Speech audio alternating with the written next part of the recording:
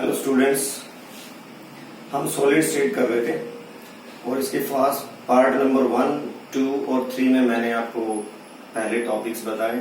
जो पार्ट 3 था, जो लास्ट पार्ट था हमारा, उसमें हमने लास्ट में वॉइड्स के बारे में पढ़ रहे थे कि टाइप ऑफ वॉइड्स क्या होती हैं, उनको किस तरह से आप डायग्रामेटिकली रिप्रेजेंट कर सकते हैं।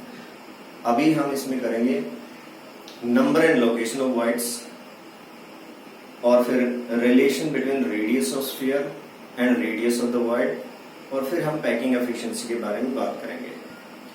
तो जिस बच्चे ने पहले वाली वीडियोस नहीं देखी हैं, आपसे रिक्वेस्ट है कि पहले वाली वीडियोस आप जरूर देख लें, क्योंकि आपकी अंडरस्टैंडिंग इस पर्टिकुलर टॉपिक की सॉलिड स्टेट केमिस्ट्री की तभी बन पाएगी जब आप कंटिन्यूटी में सारे वीडियोस को देखेंगे।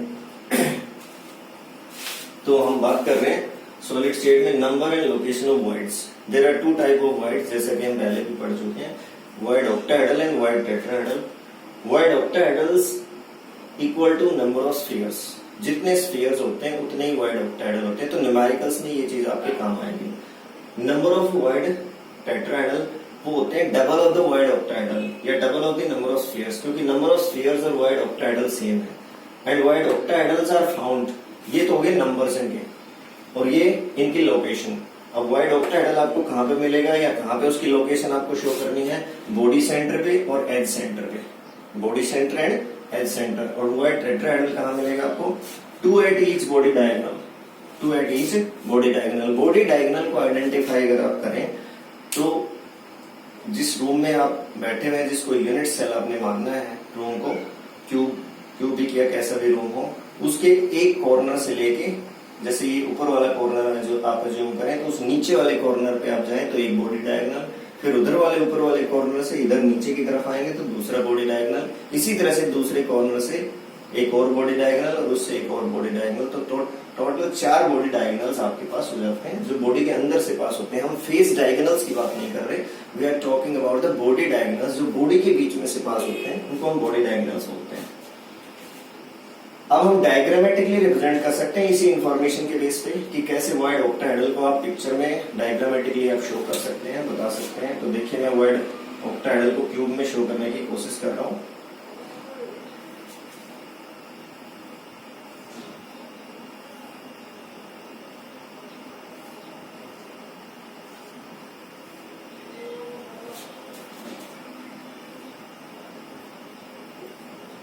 ये ड्रॉ कर लिया आपने। अब स्फीयर्स हम शो नहीं कर रहे हैं यहाँ पे, क्योंकि हमने सिर्फ किसको शो करना है, वॉइड्स को शो करना है। और वॉइड ऑक्टाहेड्रल कहाँ पे प्रेजेंट होते हैं, आप देख पा रहे हैं कहाँ पे होते हैं वॉइड ऑक्टाहेड्रल, बॉडी सेंटर पे और एज सेंटर पे। और बॉडी सेंटर कौन सा है, ये बॉडी सेंटर है। हमने ये रिप्रेजेंट कर दिया कि मान लीजिए वॉइड ऑक्टाहेड्रल की रिप्रेजेंटेशन ये है, ये सर्कल और फिर क्रॉस लगा दिया उसमें, ये से सर्कल करके क्रॉस लगा दिया उसने, तो ये रिप्रेजेंटेशन हो गई वॉइड ऑक्टाहेड्रल की। तो ये बॉडी का सेंटर ले लिया हमने, क्रॉस लगा दिया उसमें, और ये एज सेंटर है, देखो 12 एज सेंटर है, 1 2 3 4 करके ऐसे 12 मिलेंगे आपको। तो ये मैं क्रॉस लगा रहा हूं, आप देखिए हर एक उस पे एज के ऊपर। तो आप ध्यान से इसको ऑब्जर्व कर सकते हैं और इसी तरह से खुद भी करके देख सकते हैं। खुद आप प्रैक्टिस जरूर करें इसमें, क्योंकि आप प्रैक्टिस नहीं करेंगे तो ये अंडरस्टैंडिंग आपकी हो जाएगी, लेकिन रिजल्ट्स आपके नहीं आ पाएंगे। तो आप देखिए 1 2 3 4 5 6 7 8 9 10 11 12, तो आपके पास 12 एज हो गए। तो 12 एज के ऊपर आपने ये क्रॉस लगा दिया, तो ये 12 एज सेंटर्स हो गए और एक बॉडी सेंटर पे। तो ये आपके पास वॉइड ऑक्टाहेड्रल की रिप्रेजेंटेशन। वॉइड टेट्राहेड्रल को भी मैं यहीं से लिख देता हूं। हम डायग्राम ड्रॉ कर रहे हैं वॉइड टेट्राहेड्रल के लिए क्यूब का। बहुत आसानी से आपने डायग्राम इस पर ड्रॉ करना है, ये आना चाहिए आपको। ये डायग्राम हमने ड्रॉ किया। अब कहां पे वॉइड टेट्राहेड्रल कहां पे होते हैं, 2 at each बॉडी डायगोनल। अब इसमें बॉडी डायगोनल्स को आपको सजेस्ट करूंगा कि अलग कलर्स के पेन से आप बनाएं। तो मैं शो करना चाह रहा हूं, देखिए यहाँ पे ये कॉर्नर है, यहां से लेके यहां तक एक बॉडी डायगोनल। मैं इसको थोड़ा वेवी फॉर्म में बना रहा हूं ताकि आपको डायगोनल अच्छी तरह से नजर आए। एक बॉडी डायगोनल हो गया। दूसरा बॉडी डायगोनल मैं इस कॉर्नर से यहाँ इस कॉर्नर से यहाँ भी। वैसे रूम में आप बहुत आसानी से देख पाते हैं, डायग्राम में थोड़ा मुश्किल होता है देख पाना।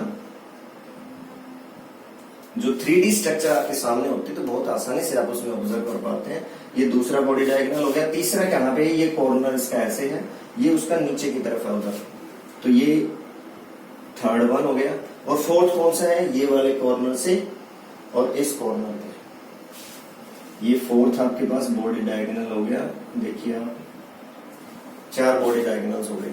अब हम वो टेट्राहेड्रल को मान लीजिए ऐसे रिप्रेजेंट कर रहे हैं सिर्फ क्रॉस से, सिर्फ क्रॉस मैंने बनाया है, तो ये क्रॉस हमने लगा दिया। वो 2 at each body diagonal at equal distance, 2 at each body diagonal at equal distance।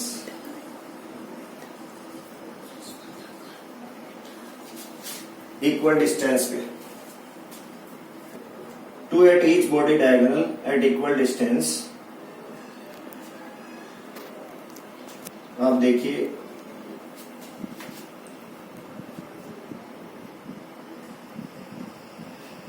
ये हमने 2 क्रॉस यहाँ पे लगा दिए, 2 यहाँ पे, 2 यहाँ पे मैंने लगा दिए, 2 इस पे लगा दिए इस वाले पे और 2 इस पे। तो ये आपके पास टोटल 8 इसमें हमने क्रॉस लगाए। 8 मीन्स आपके पास बॉडी डायगोनल्स पे हमने किसको रिप्रेजेंट कर दिया, वाइड टेट्राहेड्रल को, और वाइड ऑक्टाहेड्रल को इस पे हमने रिप्रेजेंट कर दिया। तो ये रिप्रेजेंटेशन होगी डायग्रामेटिकली भी और वैसे भी आपको पता हो।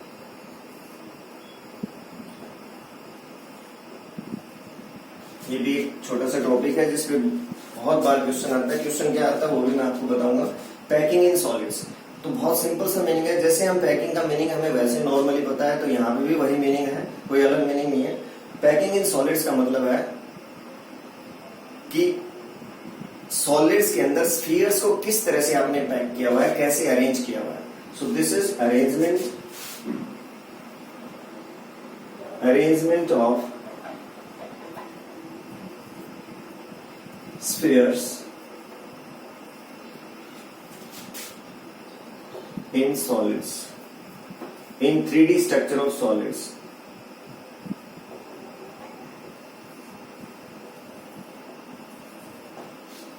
या सिंपल वे में आप बोल सकते हैं how the solids are packed, how the spheres are packed in the 3D structure of the solid. तो उसको हम बोलते हैं पैकिंग इन सॉलिड्स। तो पहले 1 डायमेंशन से पैकिंग स्टार्ट होती है, फिर 2 डायमेंशन पे जाती है, फिर 3 डायमेंशनल। तो 3 डायमेंशनल जो पैकिंग है वो भी 2 डायमेंशन से बनती है, फिर 1 डायमेंशन से। तो जैसे हमने एक लेयर को अरेंज किया स्फीयर्स की, तो ये 1 डायमेंशनल पैकिंग हो गई। अब हम इसको 2 डायमेंशन में कन्वर्ट कर रहे हैं, तो 2 डायमेंशनल पैकिंग से हम स्टार्ट करेंगे एक तरह से। पैकिंग इन 2 डायमेंशन, 2D का मतलब 2 डायमेंशन है। यहाँ पे एक लेयर हमने अरेंज की 2 डायमेंशन में। 2 तरह से पैकिंग आप कर सकते हो। It is of 2 types, 2 types हैं। देखिए टाइप्स कौन कौन सी है। एक होती है इसमें square close packing,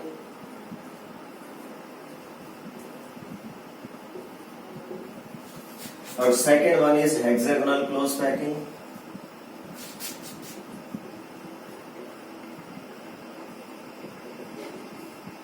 square close packing and hexagonal close packing. अब स्क्वायर क्लोज पैकिंग के अंदर क्या होगा, ये देखिए आप, ये स्फीयर्स है आपके पास।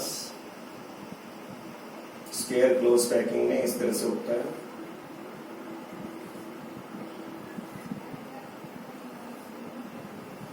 स्फीयर्स एक दूसरे के लाइन में अरेंज होते हैं। अगर आप ध्यान से इसको देख पा रहे हैं तो आप देखिए ये वाले स्फीयर बिल्कुल एक दूसरे के लाइन में है, ऐसे वर्टिकली और हॉरिजॉन्टली स्फीयर्स एक दूसरे की लाइन में है ये स्फीयर्स सारे।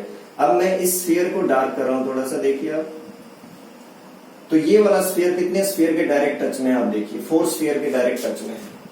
1 2 3 4 स्फीयर्स के डायरेक्ट टच में है। तो 4 स्फीयर्स के डायरेक्ट टच में जब ये आपके पास स्ट्रक्चर आपके पास बनेगी तो ये बन गया स्क्वायर क्लोज पैकिंग। तो एक स्फीयर कितने स्फीयर के डायरेक्ट टच में हुआ, 4 स्फीयर्स के डायरेक्ट टच में हुआ।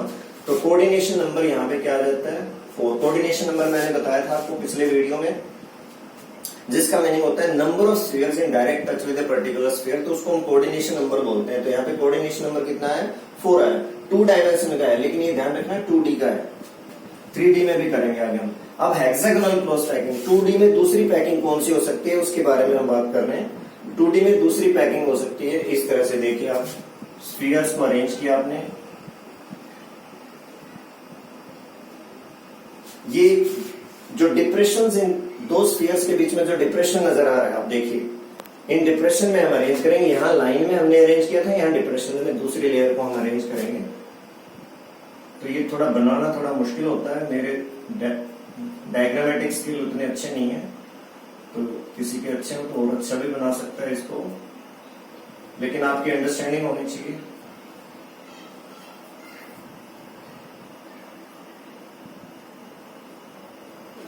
तो ये आप देखिए, अब आप इसको देख पा रहे हैं, इसमें और इसमें बिल्कुल साफ आपको डिफरेंस नजर आ रहा होगा। अब देखिए मैंने इसको थोड़ा सा डार्क कर दिया है इस वाले स्फीयर को। अब ये स्फीयर कितने स्फीयर के डायरेक्ट टच में, आप देखो ध्यान से, कितने स्फीयर के डायरेक्ट टच में हुआ, 6 स्फीयर्स के डायरेक्ट टच में, 6। तो 6 स्फीयर्स के डायरेक्ट टच में है, तो यहाँ पे कोऑर्डिनेशन नंबर आएगा 6। कोऑर्डिनेशन नंबर कितना आ रहा है यहाँ पे, 6 आ रहा है। तो ये आपके पास हेक्सागोनल क्लोज पैकिंग हो जाती है इस तरह से 2D के अंदर। अब इसमें एक बात आपको जो समझने की है वो ये है, देखो इसमें ये है वॉइड्स, यहाँ पे ये जगह जो खाली जगह दिखाई दे रही है आपको, ये वॉइड हो, वॉइड।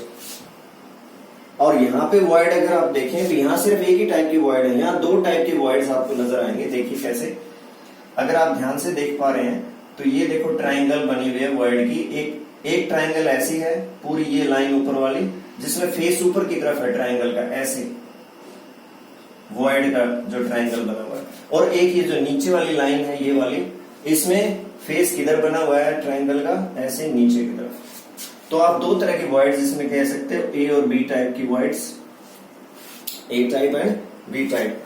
ये पूरे उसके अंदर अरेंजमेंट के अंदर इस तरह से है, ए और बी टाइप की।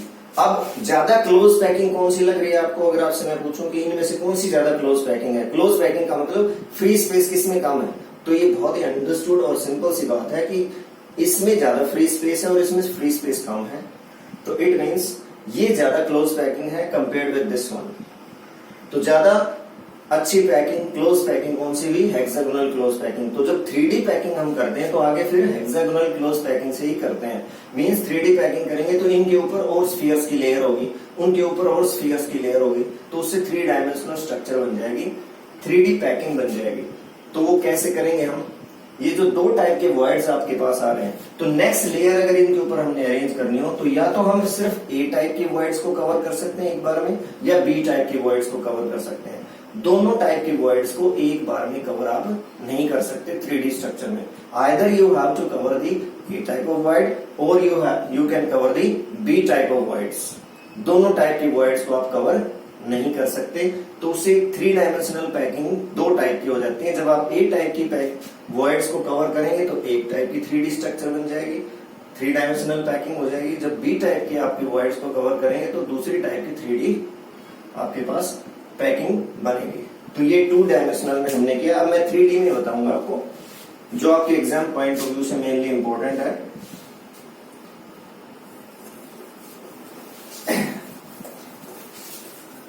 Packing in 3D।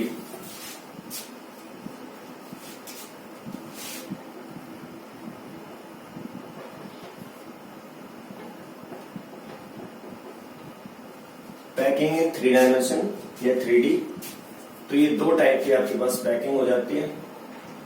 When spheres are arranged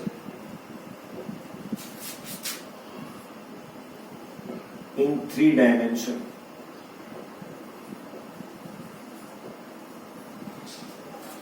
then it becomes packing in 3D, and it is of 2 types again. One is called hexagonal close packing,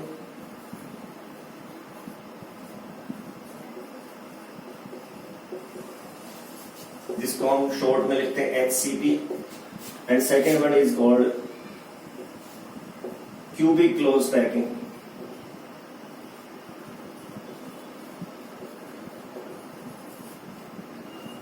इसको हम CCP बोलते हैं, cubic close packing and hexagonal close packing. Cubic close packing and hexagonal close packing. तो exam के अंदर इनके differences भी आए हैं और 1 मार्कर में मल्टीपल चॉइस में भी क्वेश्चन आ सकता है। डिफरेंसेस की फॉर्म में बहुत बार आया हुआ, तो डिफरेंसेस की फॉर्म में मेरा सजेशन यही है कि इसी तरह से आप डिफरेंस बना के लिखें, क्योंकि अगर आप पूरी स्टोरी बना के लिख देते हैं तो किसी के पास आपकी पूरी स्टोरी पढ़ने का टाइम नहीं होता। आप अगर पॉइंट्स बना के लिखेंगे तो पॉइंट्स के मार्क्स आपके पास आसानी से आते हैं। 1 या 2 मार्क्स के इसके मैक्सिमम क्वेश्चन आपका है। तो हेक्सागोनल क्लोज पैकिंग और क्यूबिक क्लोज पैकिंग 2 टाइप की 3D स्ट्रक्चर है, लेकिन 3D किससे बनती है पैकिंग? 2D से। तो 2D में भी 2 किए थे हमने, स्क्वायर क्लोज पैकिंग और हेक्सागोनल क्लोज पैकिंग, लेकिन वो वाली हेक्सागोनल क्लोज पैकिंग 2D की थी, ये कौन सी है? 3D की थी।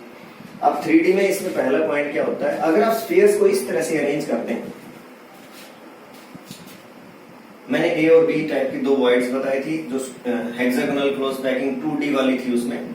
तो आप स्फीयर्स को इस तरह से अरेंज करें कि every third layer is similar to the first. ये every third layer repeat itself, हर एक तीसरी लेयर पहली जैसी हो या हर एक तीसरी लेयर अपने आप को रिपीट करे, तो वो बन जाएगी हेक्सागोनल क्लोज पैकिंग। और if the spheres are arranged in such a manner, 3 dimensional structure बनाने के लिए, 3D पैकिंग बनाने के लिए, if spheres are arranged such a manner so that every fourth layer is similar to the first, हर एक चौथी लेयर पहले जैसी होगी, तो उसको बोलेंगे क्यूबिक क्लोज पैकिंग। तो यही आपको लिख भी सकते हैं आप, when spheres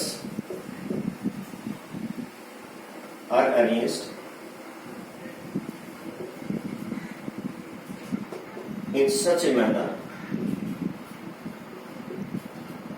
so that every third layer repeat itself, it is called hexagonal close packing. When spheres, when every fourth layer, ये सारा आपको लिखना है, इसमें लिख सकते हो when spheres are arranged in such a manner so that every fourth layer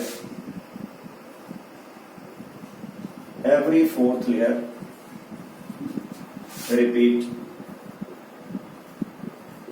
itself, then it is called cubic close packing। तो उसको cubic close packing बोलेंगे। तो इसमें क्या होगा, we get, सिंपल सी बात है, we get AB type of arrangement, ऐसे डॉटेड लाइन बना देते हैं। डॉटेड का मीनिंग क्या हुआ कि A फर्स्ट लेयर है, B सेकंड लेयर, तो थर्ड लेयर कैसे आई? फिर A जैसी। अगर ये B आपकी फर्स्ट लेयर है तो थर्ड लेयर कैसे आई? फिर B जैसी। तो every third layer repeat itself. Symbolically आप इस तरह से शो कर सकते हैं। इसमें कैसे शो करेंगे?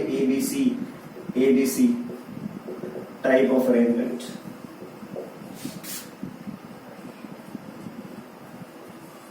तो इसमें ABC टाइप ऑफ अरेंजमेंट आएगा और इसमें AB टाइप ऑफ अरेंजमेंट आएगा आपके पास। ABC आप देख सकते हैं, every fourth layer is similar to the first. C को फर्स्ट लेयर मानते हैं तो ये C फोर्थ लेयर आपके पास है। यहाँ पे कोऑर्डिनेशन नंबर होगा, कोऑर्डिनेशन नंबर 12, यहाँ पे भी कोऑर्डिनेशन नंबर आएगा आपके पास 12। यहाँ पे पैकिंग परसेंटेज होगी, पैकिंग परसेंटेज मैं डायग्राम बनाऊंगा इसलिए यहाँ स्पेस छोड़ रहा हूँ। पैकिंग परसेंटेज यहाँ पे होगी 74%। पैकिंग परसेंटेज का मतलब है टोटल जो आपके पास वॉल्यूम है क्यूब का, उसमें से कितना परसेंट स्फीयर ने ऑक्यूपाई किया। तो यहाँ कितना ऑक्यूपाई करेगा? 74%। ये भी 74%। Packing percentage is equal to 74%। यहाँ ये आपको अंडरस्टूड होना चाहिए कि ये अरेंजमेंट्स अलग अलग तरह से हैं, अदरवाइज दोनों ही आपको पता है किससे बनी हुई है? हेक्सागोनल क्लोज पैकिंग जो 2D वाली है उससे बनी हुई है। तो दोनों की एफिशिएंसी एक जैसी आएगी, बस pattern of arrangement of spheres अलग है। स्फीयर्स को अरेंज करने का तरीका अलग है। तो मैं डायग्रामेटिकली अगर आप शो करना चाहें तो वो भी शो कर सकते हैं, अदरवाइज 2 मार्क्स में 2 पॉइंट्स काफी रहते हैं इसमें। डायग्रामेटिकली हम इस तरह से शो कर सकते हैं। देखिए, मान लीजिए फर्स्ट लेयर हमारे पास ये है,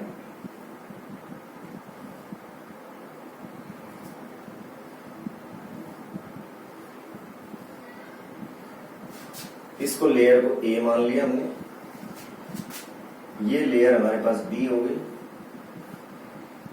ये B हो गई। आप देख सकते हैं इसका अरेंजमेंट अलग है। तो अब थर्ड लेयर कैसे आनी चाहिए बताइए? ए जैसी आनी चाहिए। तो थर्ड लेयर हम बना रहे हैं ए जैसी, आप देखिए ए जैसी बन गई आपके पास। तो इसको फर्स्ट मानेंगे तो ये थर्ड हो जाएगी, इसको फर्स्ट मानेंगे तो ये थर्ड हो जाएगी। तो ऐसे शो कर सकते हैं, इस तरह से भी शो कर सकते हैं, और सिंपल वे में आप शो करना चाहें तो कई इसके मेथड हो सकते हैं रिप्रेजेंट करने के। डायग्राम बहुत सिंपल वे में मैंने बताने की कोशिश की है। नॉर्मली बुक्स के अंदर से आप इसको पढ़ते हैं तो चीज इतनी आसानी से समझ में नहीं आती। तो ये लेयर ए होगी, ये बी होगी, और ये फिर ए होगी आपके पास। तो every third layer repeat itself. इसमें कैसे बनाएंगे आप, मान लीजिए आपके पास ये लेयर ए है,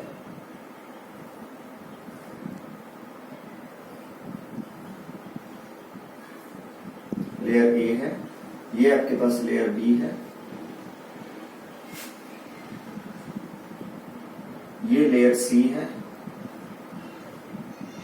तो अब कौन सी लेयर आनी चाहिए, ए जैसी, या ए बी सी नीचे से ले सकते हैं आप। ये देखिए आप, ये देखिए, अगर यहां से लेंगे तो ये ए, ये बी, ये सी, और फिर ए आ जाएगी आपके पास। डायग्रामेटिकली ऐसे भी शो कर सकते हैं आप इसको। अब देखिए ट्रायंगल का फेस ऊपर की तरफ है, इसमें जो ट्रायंगल बन रही है वो उसका फेस किधर नीचे की तरफ है, और ये आपके पास। तो लेयर ए बी सी इस तरह से every fourth layer repeat itself. तो ये अरेंजमेंट आपके पास, every third layer repeat itself. तो ये अरेंजमेंट आपकी। पैकिंग के बाद अब हम रिलेशन कर रहे हैं, relationship between the radius of the void, octahedral and radius of the sphere. और ये आपकी जो एनसीईआरटी की बुक है उसके एक्सरसाइज में भी क्वेश्चन दिया हुआ है इससे रिलेटेड। तो इसमें 2 नंबर का क्वेश्चन ये बहुत बार आता है, और बहुत छोटी सी डेरिवेशन है, बहुत आसानी से आप इसको सीख सकते हैं। तो देखिए अब मैंने एक डायग्राम बनाया है इसमें, ये 4 स्फीयर्स आपको नजर आ रहे हैं इसमें। ये बीच में जो खाली जगह है, ये स्फीयर यहाँ पे एक इसके पीछे है। पहले भी मैंने वॉइड का डायग्राम बनाते हुए इस डायग्राम को बनाया था। ये वॉइड ऑक्टाहेड्रल का डायग्राम है। बीच में जो खाली जगह दिख रही है जो मैंने स्फीयर के फॉर्म में शो की है, वैसे स्फेरिकल नहीं है ये, लेकिन हम मान के चलते हैं कि स्फेरिकल है डेरिवेशन करते हुए। तो ये जो फ्री स्पेस है ये वॉइड ऑक्टाहेड्रल हो गया। हमने A B C triangle draw कर ली, एज लेंथ मान ली हमने A, let A is the edge length and small R is the radius of the void octahedral and capital R is the radius of the sphere. In triangle A B C, ये triangle जैसा कि आप देख पा रहे हैं, in triangle A B C, triangle A B C में A B is equal to under the root A C square plus B C square. और ए सी जैसा कि आप देख पा रहे हो, B C is equal to A है, तो ए सी भी किसके इक्वल है, ए के इक्वल है। तो A square plus A square, तो ये आपके पास A B is equal to क्या हो गया, √2a। लेकिन जैसा कि आप देख पा रहे हो ए और बी यहां तक है, और ए बी में देखो 4 रेडियस है, ये कैपिटल आर है, ये भी कैपिटल आर है, ये 2 स्मॉल आर है। इट मीन्स 2 कैपिटल आर और 2 स्मॉल आर। तो A B is equal to 2r plus 2r। 2 हमने कॉमन ले लिया, 2 इंटू आर प्लस आर। यहाँ पे आपके पास हमने वैल्यू पुट कर दी, इस ए बी की वैल्यू यहाँ पे पुट कर दी इस इक्वेशन में। तो ये इक्वेशन आ गया हमारे पास, 2 into R plus R is equal to this. अब ए को देखिए आप, यहाँ पे ए किसके इक्वल है, ये भी आर है और ये भी आर है। तो A is equal to 2r, A is equal to 2r हो गया। अब इस वैल्यू को हमने ऊपर वाले इक्वेशन में पुट कर दिया, ए की वैल्यू को, इस ए की वैल्यू को इस इक्वेशन में पुट करेंगे हम, तो आपके पास क्या आ जाएगा, 2 into R plus R is equal to √2 multiplied by 2r। 2 से 2 क्रॉस हो गया, तो ये आपके पास आ गया r plus R is equal to √2r। इसको उधर लेके गए हम, माइनस हो गया, ये आ गया आपके पास।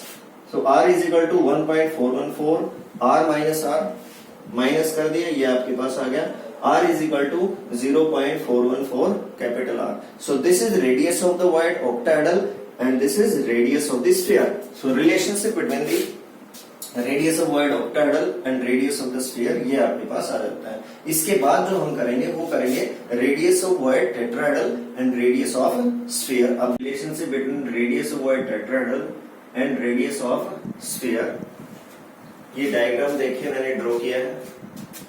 ये हमारे पास वॉइड टेट्राहेड्रल का डायग्राम, ये स्फीयर्स हैं आपके पास, 4 स्फीयर्स आपको दिख रहे हैं। ये बीच में वॉइड टेट्राहेड्रल है। इसको हम डेरिवेशन पर्पस के लिए इसी तरह से हम देखना पड़ेगा हमें इसको। ये ट्रायंगल एज्यूम कर रहे हैं ए बी सी और ये वाली A B D. Let A is the edge length, जैसे हमने वॉइड ऑक्टाहेड्रल में किया था उसी तरह से let A is the edge length, R is the radius of the sphere, small r is the radius of the void tetrahedral in triangle ABC। पहले भी हमने void octahedral में भी इसी तरह से ड्राइव किया था। in triangle ABC AB is equal to क्या हो गया आपके पास root AC square plus BC square, A square plus A square, तो रूट 2A आ गया आपके पास। AB के इक्वल आ गया। लेकिन जो A और B पॉइंट्स हैं, जो स्फीयर्स हैं, ये दोनों एक दूसरे को टच कर रहे हैं। 3D फॉर्म में अगर आप देखेंगे इसको तो दोनों एक दूसरे को टच कर रहे हैं। तो A B is equal to 2r, आपको एज्यूम करनी है बात कि ये दोनों टच कर रहे हैं। A B is equal to 2r हो गया, ए और बी 2r के इक्वल हो गया। तो हमने इस इक्वेशन में ए बी की जगह पे ये 2r पुट कर दिया, ये 2r हो गया आपके पास इक्वल टू ए, ये 2 को उधर लेके गए हम, ये क्रॉस कर दिया तो ये आ गया a बाय रूट 2। इसको इक्वेशन नंबर 1 मान लिया हमने। नाउ इन ट्रायंगल ABD, तो ये जो बड़े वाली ट्रायंगल हमारे पास AB और ये D, ABD। ट्रायंगल ABD में देखिए आपके पास AD इज इक्वल टू, ये जो AD है ये किसके इक्वल होगा AB square root AB square plus BD square, तो ये आपके पास इक्वल किसके आएगा रूट 3A। क्योंकि ये वाली साइड हमने किसके इक्वल निकाली थी, इसमें देखो किसके इक्वल निकाले थे हमने रूट 2A के equal, AB is equal to root 2A। तो आपके पास 2A square is equal to root 3A किसके इक्वल आ गया AD के इक्वल। लेकिन अगर आप डायग्राम में ध्यान से देखें तो ये तीनों एक दूसरे को टच कर रहे हैं, इन दोनों स्फीयर्स के बीच में ये वॉइड है। तो ये आपके पास AD इज इक्वल टू क्या हो गया, ये 2 कैपिटल R और 2 स्मॉल r, तो AD इज इक्वल टू है 2 स्मॉल r 2 कैपिटल R या 2 इंटू R प्लस R। इस वैल्यू को हमने पुट कर दिया AD वाली वैल्यू को यहाँ पे इस इक्वेशन में, तो 2 into R plus R is equal to root 3A, R plus R is equal to root 3A divided by 2। इसको हमने इक्वेशन नंबर 2 मान लिया। अब हम जो करने जा रहे हैं वो equation 2 divided by 1, equation 2 divided by 1, equation 2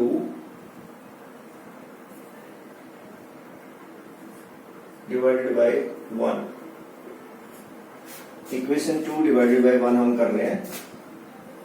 R plus R divided by this capital R is equal to root 3A divided by 2, और इससे डिवाइड हम कर रहे हैं। देखिए ये आपके पास इक्वेशन है, तो A आपके पास आ गया, ऊपर चला गया रूट 2, तो A से A क्रॉस हो गया, इस रूट 2 से ये 2 क्रॉस होएगा तो क्या आएगा आपके पास रूट 3 डिवाइडेड बाई रूट 2 आ गया आपके पास। ये R plus R divided by R, इसको ओपन कर लीजिए आप, तो ओपन करेंगे तो R by R plus 1 is equal to root 3 divided by root 2। तो इसको अगर आप आगे लिखें तो क्या लिख सकते हैं, ऐसे लिखेंगे आप R by R is equal to 1 को उधर लेके जाएंगे आप, तो ये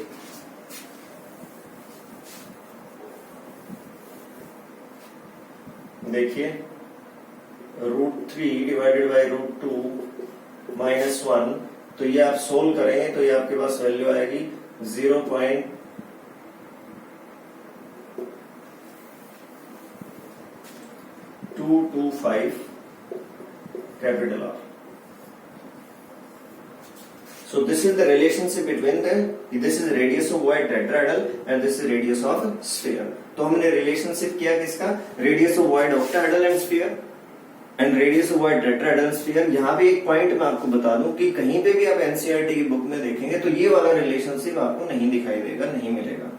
सिर्फ void octahedral का है, वो भी क्वेश्चन के अंदर है, बुक के अंदर जो टेक्स्ट बुक है उसके अंदर कहीं पे आपको नजर नहीं आएगा। लेकिन ये रिलेशन भी आपको करना चाहिए, void octahedral वाला भी करना चाहिए। void octahedral वाला क्वेश्चन कई बार आया हुआ है, ये अभी तक नहीं आया है लेकिन आ भी सकता है आगे।